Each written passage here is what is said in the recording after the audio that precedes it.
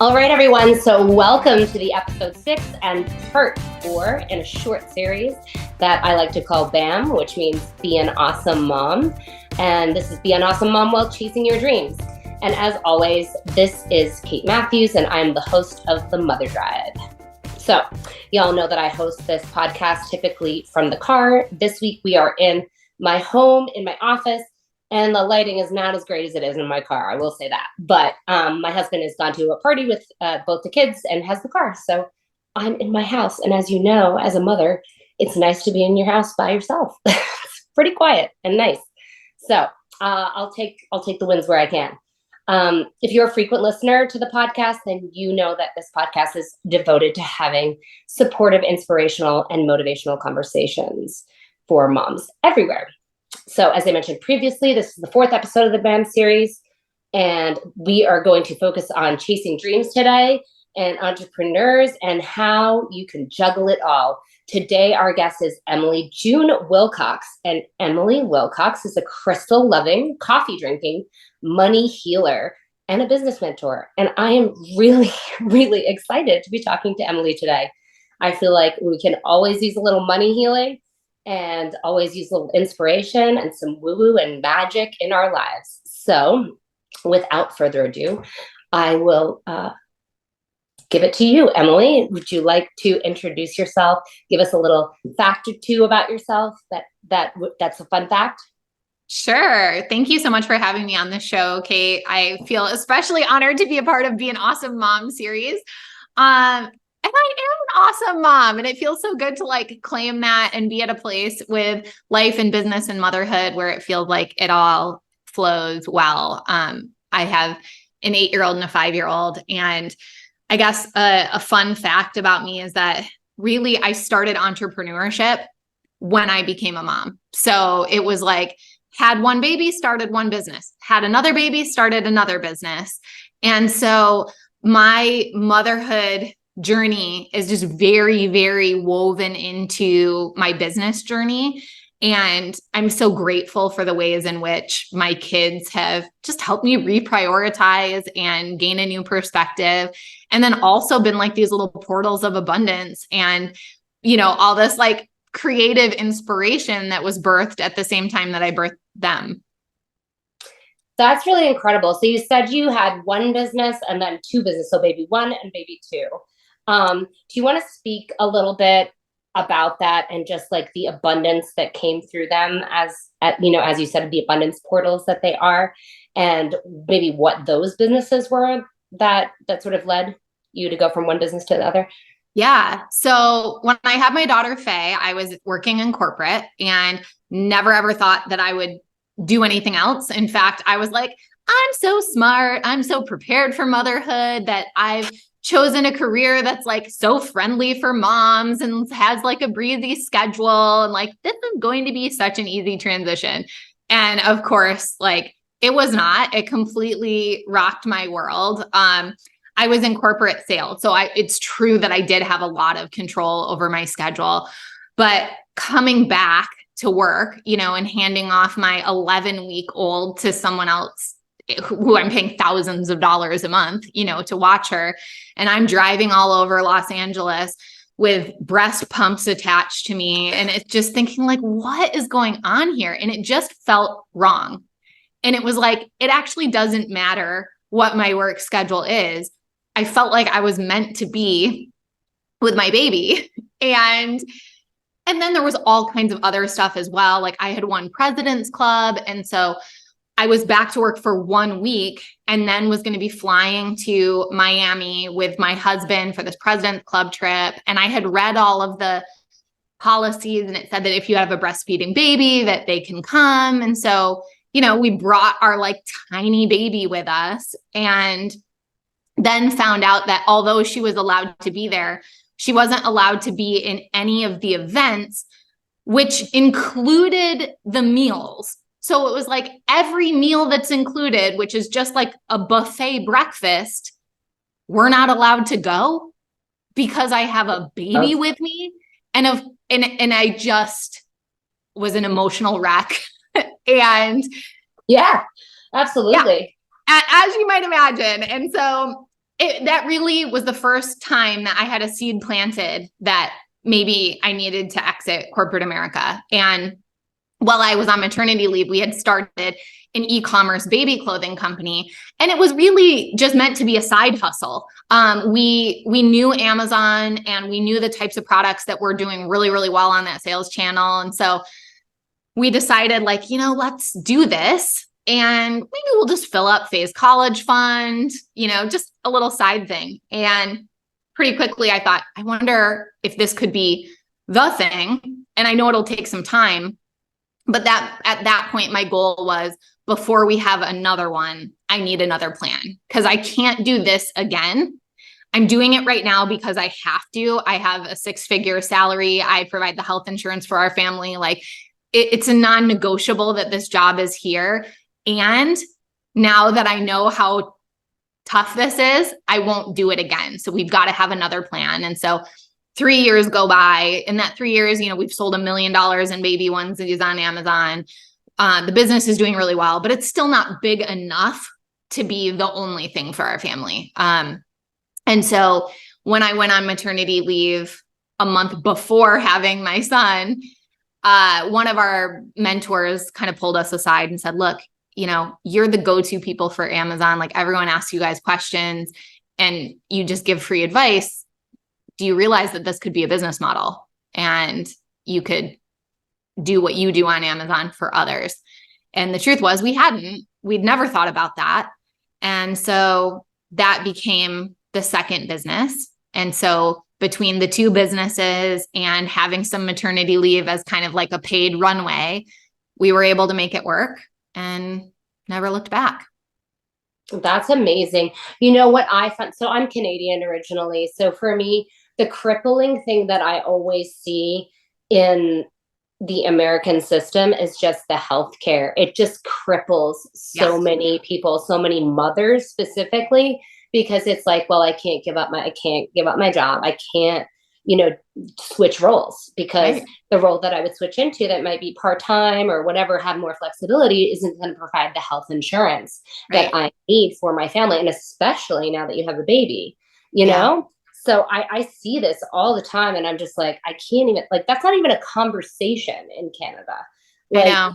Do you know what I mean? Like, and also maternity leave in Canada is like, you start with a year, you get 18 months, you can put it to 24 months if you want, and they have to keep your job for you. It's mandatory. Right. So I just see, like, obviously the system has a lot of work to be done, but here in the US and even in Canada as well, I mean, I think there's just a lot of work to be done for motherhood in general and its support systems.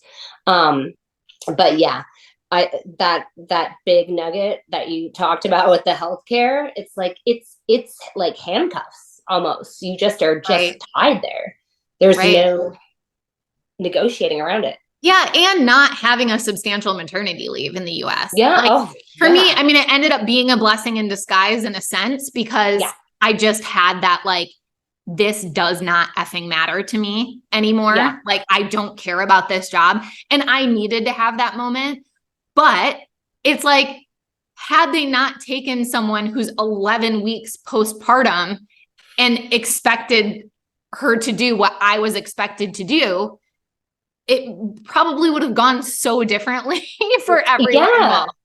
It would have, your story just would have been different. And I mean, honestly, handing a baby over that early, I mean, you only know this if you're a woman, but your physical connection to that baby, it actually is painful. Like, when that baby is, like, put into other care and you hear the baby cry, like, it is there's a physical response.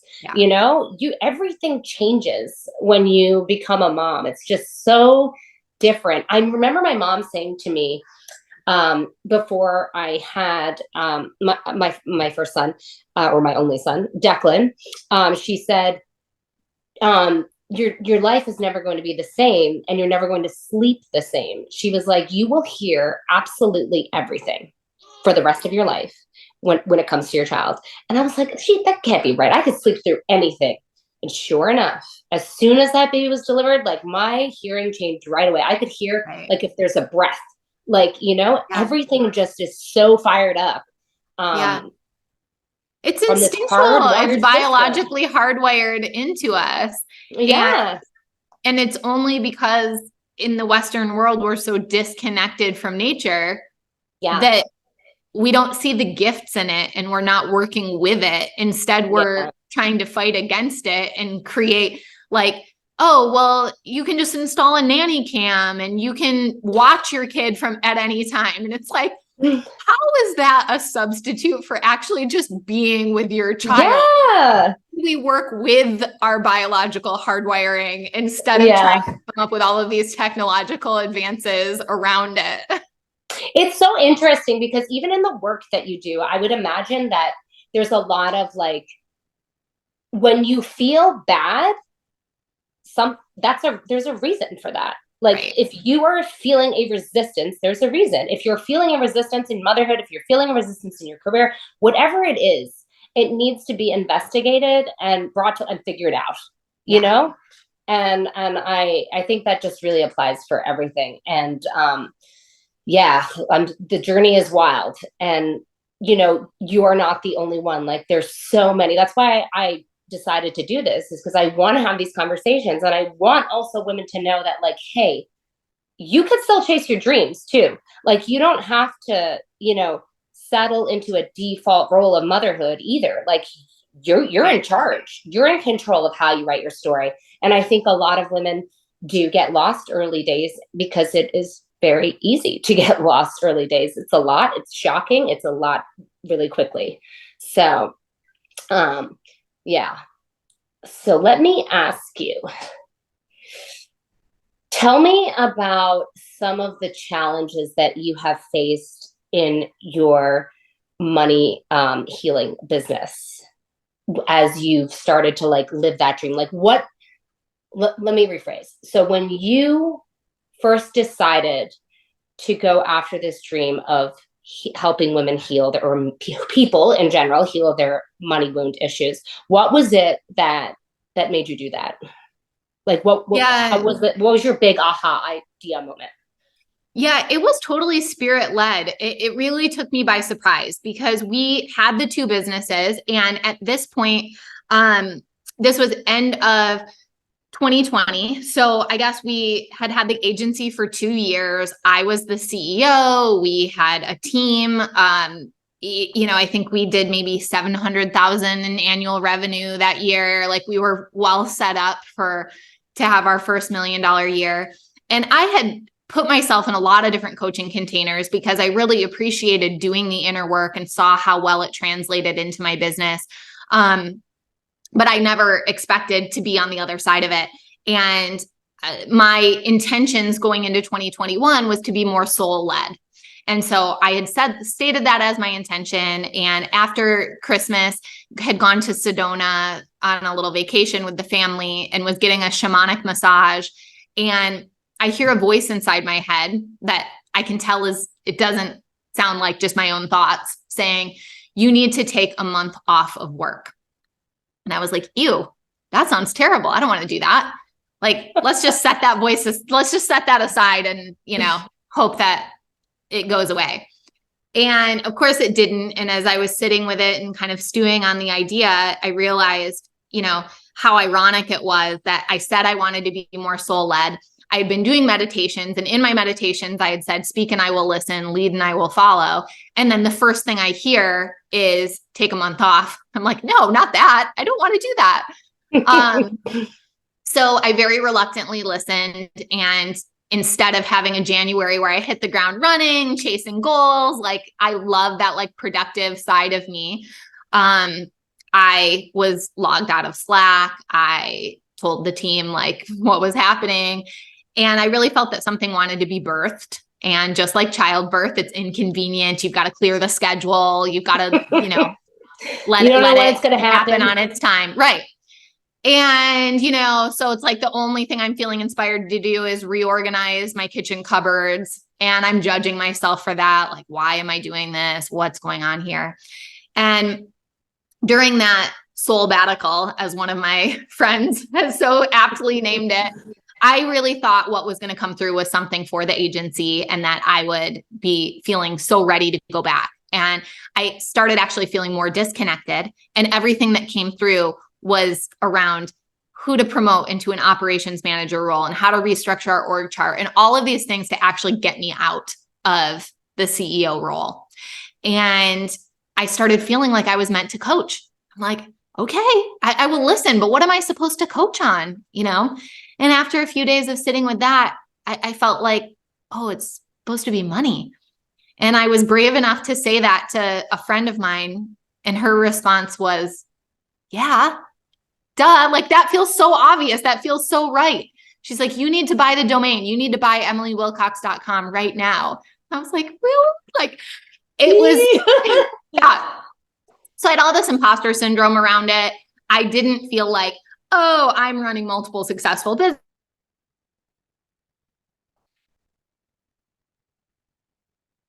So, what we were doing was relatively successful. I didn't feel wildly rich. I didn't feel super abundant. I didn't feel like I had all of my money shit figured out. I felt like, I'm still chasing money a little bit. Money is still this thing that I'm pursuing and where I feel like maybe other people have cracked the code and I haven't. And so I really was, it was so led by spirit that I'm like, okay, I will do this and I'll take one step at a time. And through that process, was gifted this whole concept of money wounds and the 6 money wounds and a whole healing modality for them. And, that was the start of now 2 years later, I've worked with hundreds of women entrepreneurs, and I can confidently come on a podcast like yours and say that I'm a money healer and a business mentor. And that's what I do. And it absolutely feels like my soul mission. And it's the first time in my life that I've truly felt that, like, I am doing what I came here on earth to do. Yeah, honestly, that's an incredible feeling, right? Like, it is. I think I spent years like pushing it aside, being in denial to some degree of what my purpose was, and then, like you said, being brave enough to say what you think your purpose is here, what you're called to do, being brave enough to say that out loud, that takes a whole other set of, lack of a way to put it, but balls, because you're really coming out there and you're really like, okay, this is it. And I'm going for it. Right. And I think that, our listeners, a lot of our listeners, I mean, some of them are, achieving their dreams and really in the thick of pursuing them. Some of them are just in this phase where like, they know the little voice is there. And it's like, I'm going to continue to ignore that for a little while more. So there's definitely, like, I think some of our listeners go through that as well as we all have. I think it's like a rite of passage in the journey. But let me ask you this. What would you say are the top 3 issues that you've seen with mother entrepreneurs that they have with money? Ooh, this is a good question. And I'm not sure that I can necessarily make a correlation to motherhood in particular, but my work with money healing is centered around women, and men do not have the same issues with money that we do. It doesn't mean they don't have any issues with money, but we've got to be honest that we live in a patriarchy. And like, when we can just say that as fact, and it doesn't mean that we are man haters or anything else. It's just, we grew up waiting in line in the checkout lines at supermarkets, seeing the covers of magazines, and any of them that had a woman on them and something about money, it would be about how to save more or how to clip coupons. 100%. And any magazines for men were about investing and how to turn your money into more money. So that's the kind of subliminal messaging we've received. And so, I know you took my money quiz before recording, and one of your top money wounds is the money trust wound. Just like, I just don't fully trust myself. And, the way that comes up, it's not always in the everyday stuff. Oftentimes it's like a bigger purchase or something that feels like a bigger money move. And you'll say like, I want to talk to my spouse, which is totally fine. But the underlying energetic signature is like, I want someone else to sign off on this. I want someone else to bless it. I need someone else's permission because I'm not sure that I can trust myself. 100%. Yeah, absolutely. Yeah. And that's true. I don't know that men have that to the same degree. And I don't really care. Like that, my soul mission is, it really does not center around men. But you know, women tend to, we don't trust ourselves as much. And another big underlying current of our money story is not thinking that we're worthy of it. And so we might think we're worthy of like a certain amount, and it's usually within the range of what's acceptable in our family or acceptable in our friend group. But when we start thinking about 7 figures or multi 7 figures or 8 figures, there's this feeling of like, oh, who am I though? I don't know. I don't know that I'm doing anything that special. I don't know that someone would want to pay me that much. And again, that's not really something that men have or tend to struggle with. So we tend to undervalue ourselves. We underprice. We're still in a bit of that martyrdom. When people pay us, we're more likely to immediately over deliver and feel really emotionally dysregulated until we're certain that our clients are so beyond satisfied with our work. And those are all just money wounds. Those are symptoms of money wounds. And the healing of them is not just make more money. Like making more money actually amplifies this. Like if you're afraid you don't trust yourself with money, like if we 10x the money decisions you're making, or now you're making $1 million decisions instead of $100,000 decisions, it's just going to feel more dysregulating. So we really have to heal what's at the root of it and give the correct medicine to each of those wounds so that then we can move forward from a more sovereign and empowered place. No, I think that stands to reason 100%. And I don't really know I don't know many women that don't have money, some type of money wound, or some sort of resistance surrounding money or issue that, contends with money. And I do think that, like you said, it does tie in a little bit into the self-worth, right? Just because of that subliminal messaging. It doesn't even have to happen in how you were raised. It's just what's going on around you in society. Like you said, the patriarchy, right? And that's, that just is what it is. And it's slowly, changing and stuff, but it exists. So it's definitely something that we inherit, whether we made an active decision to take that on or not. Right. Right. Yeah. And like, well, also, just thinking about, sort of ancestral and generational stuff, it's also fact that we were inside of our grandmother's wombs. Right. And so even just thinking back 2 generations, not even going any further back than that, and thinking about, how empowered women were with money a couple of generations ago. And it's like 0, like couldn't do anything, not involved in any of the decisions. And so we've made tremendous progress, but because we tend to internalize things as being wrong with us or us being broken or us not being worthy, it's really helpful to just name those things so that we don't make it some inherent flaw in ourselves. Like, actually, we've been conditioned and messaged around this, and having, the DNA that we have in our lineage, looking back, we're doing better. And it would make sense that it's taking us a little bit longer to catch up. Right. No, that does make sense. Let me ask you, so when you think about your business right now, what would you say are the highlights for you and the best things about being an entrepreneur and running your own business?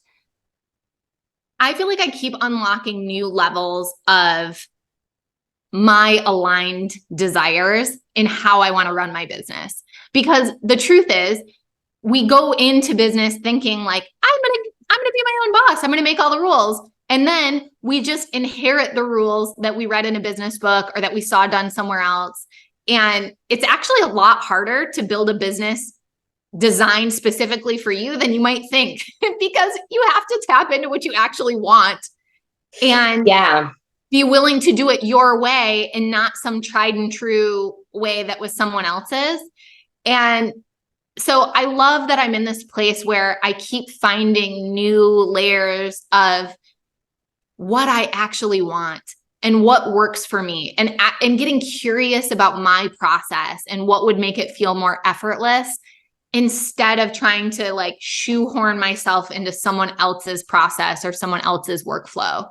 I love that you said this, because I actually, in my business so I created this program called Finding the New You. And I was really feeling stuck about where I was going to record this, right? So of course I can install all of the proper lighting in my office, but it felt not me. I record several takes like in my office, and I was like, no. This is not, this doesn't feel right. And this doesn't feel right for me.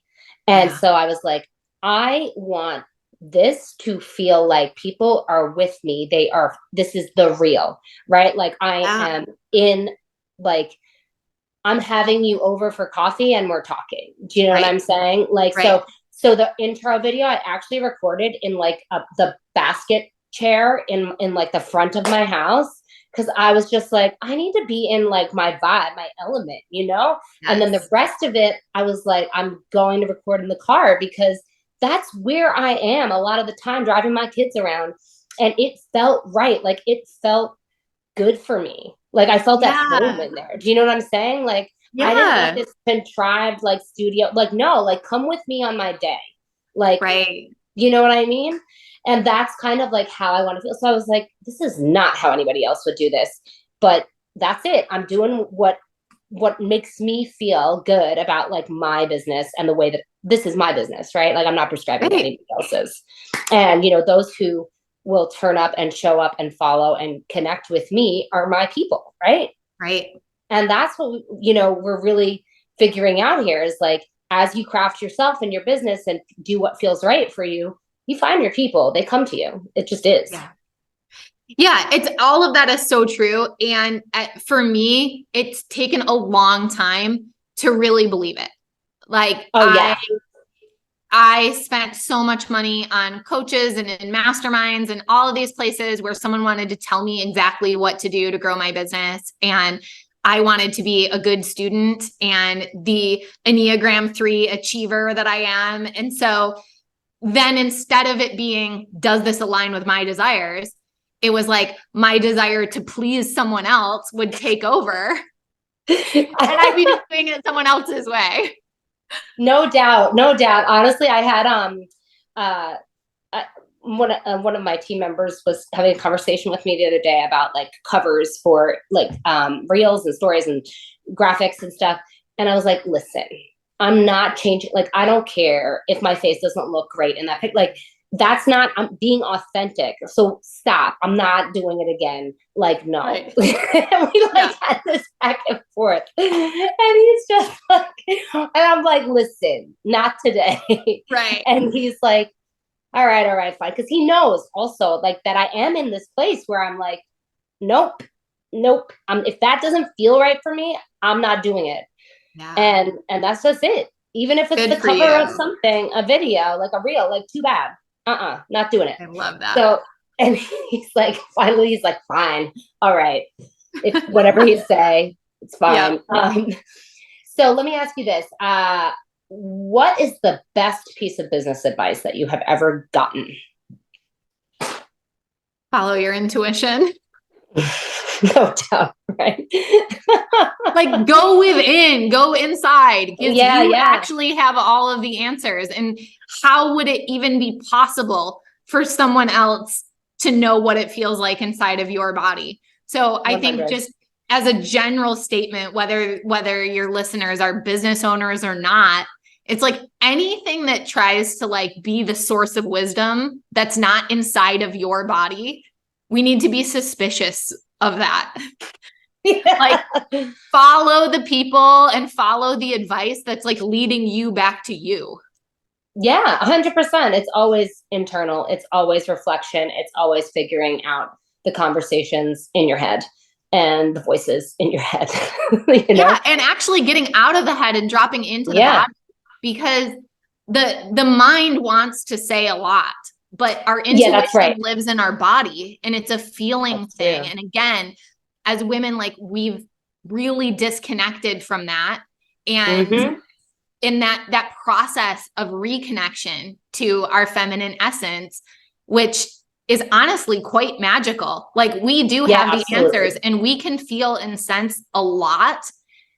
And every single woman can. No one is broken. No one got left behind. No one just missing that part. Nope. But there's a fine tuning and a reclamation that has to happen in order for us to really listen and hear it and trust it.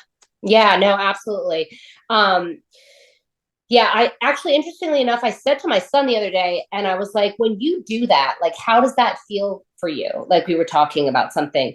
And he's like, well, it doesn't feel great. And I was like, okay, where doesn't it feel great? And like, he pointed to places on his body where it didn't feel good. And I said, so what does that tell you? Like, do you know now that, like, when that feeling comes up for you, like, that's telling you no, don't don't do that, right? Like, that's your no, that's your body's no, right? So, and I think it was very interesting for him, to sort of marry the mind with the part of the body that was feeling resistance or off. And I've always tried to work with both even my 2-year-old, I do like mindfulness exercises with, and breathing and everything, and she loves it. And so I've always practiced that with my kids. So yeah, the thing in the body where you feel it, so important and I think critical. it's absolutely critical. And I love that you're doing that, because, when there's a book, and I can't remember what it's called, but women who have been victimized in one way or another, had someone break into their house, had sexual trauma, all of these different things. When they actually go back with this therapist and sort of go through the sequence of events, there was always an intuitive hit beforehand that something wasn't right. And unfortunately, in those moments, they didn't follow the intuition.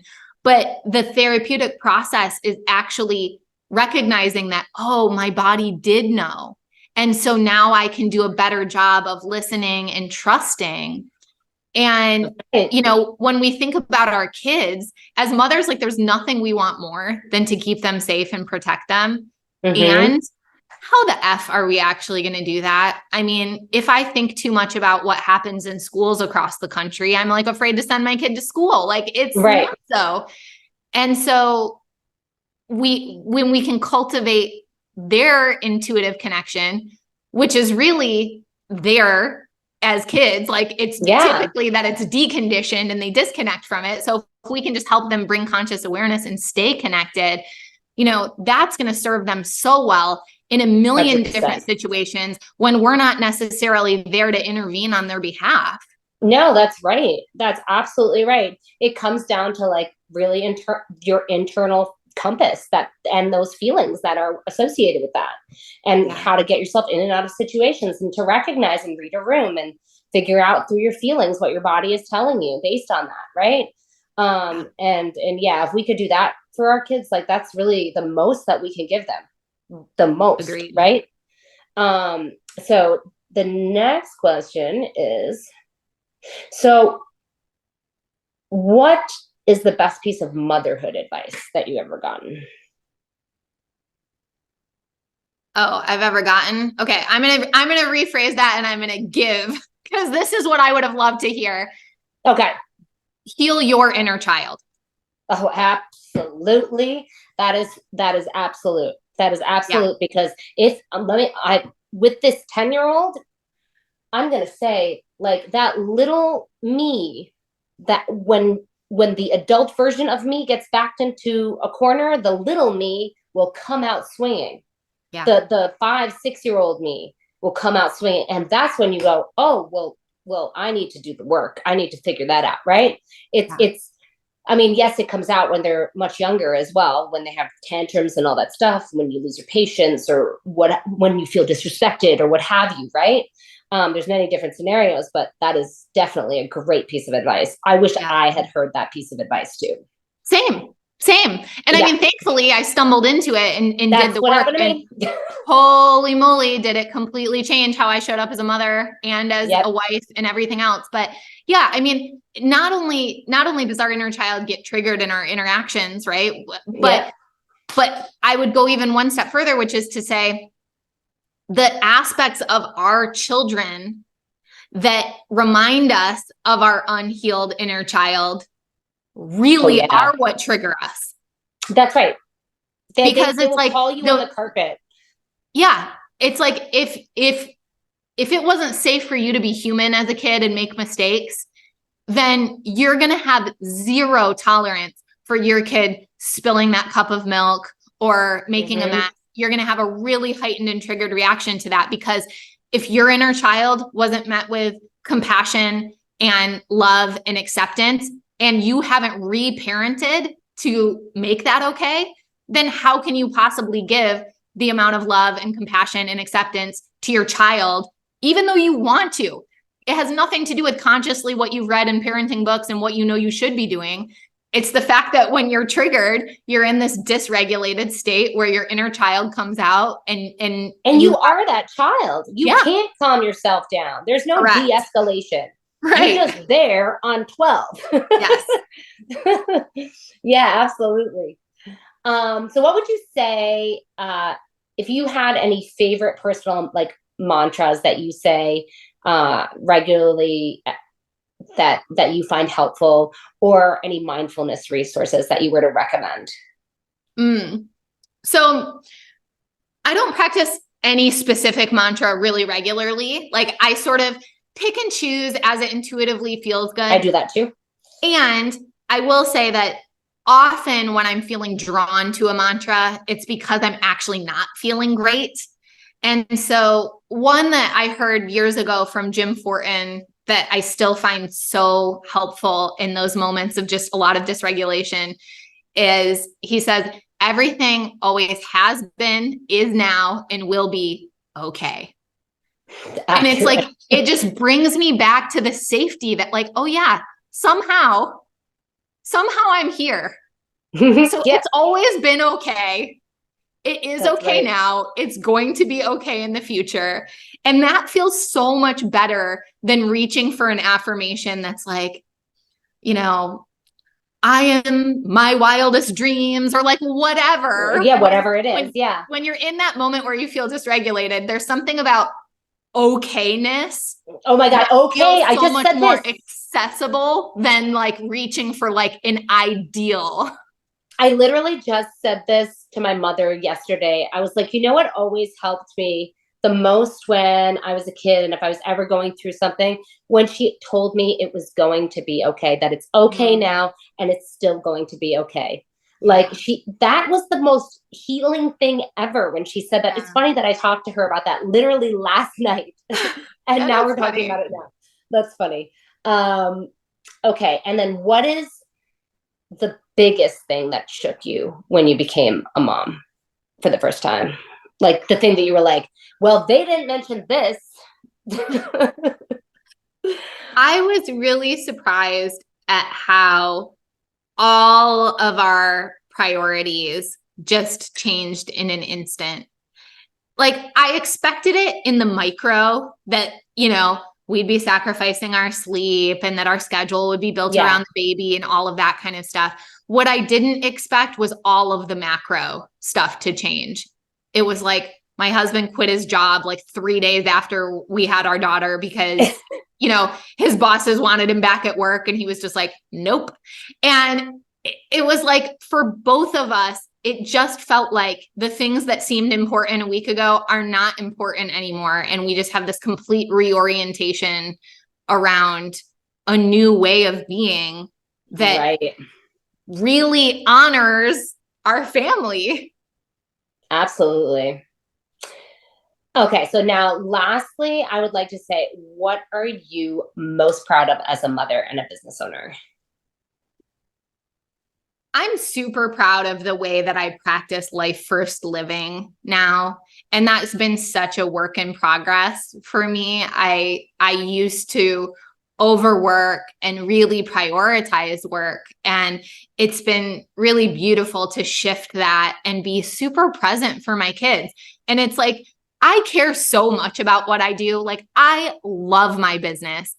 And my kids are little right now, and I want to be able to volunteer in the classroom, and I want to be at all of the events, and I want to be at practices and games. I just really honor and appreciate this season.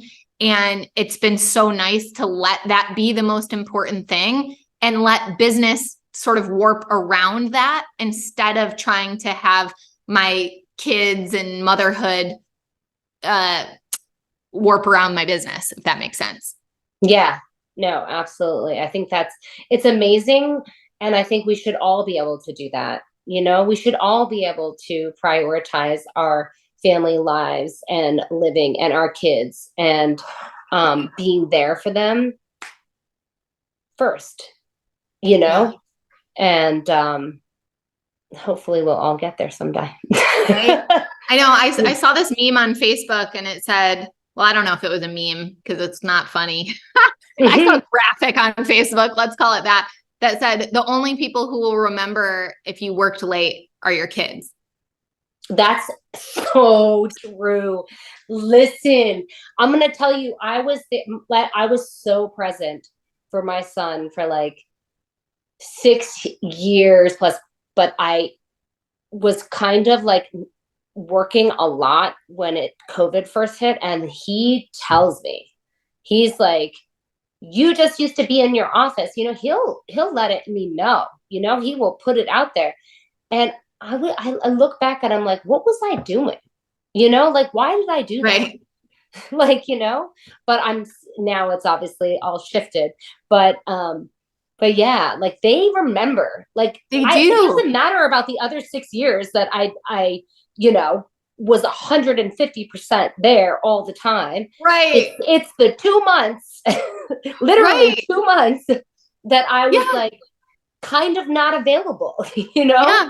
The kids remember. And the funny thing is like the people we think are going to remember, or the things we think are going to remember, like we hope that our bank account will notice. We hope that like our bosses, our peers, whatever. And it's like, no one actually remembers all the hours that you put in. No. It's only your kids. So yeah, it really is. It's only your kids. So I just want to ask one question before we wrap it up, but I wanted to ask, so for moms that are looking to go after their dreams, chase their dreams, find and live their best lives, what would you say is the biggest piece of advice that you could give them?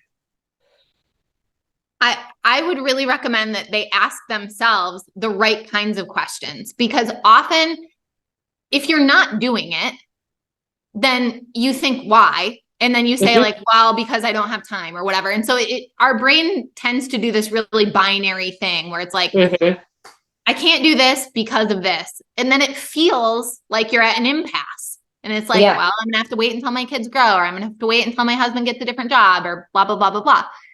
But when you ask yourself a different question, then your brain gets resourceful to try and come up with an answer.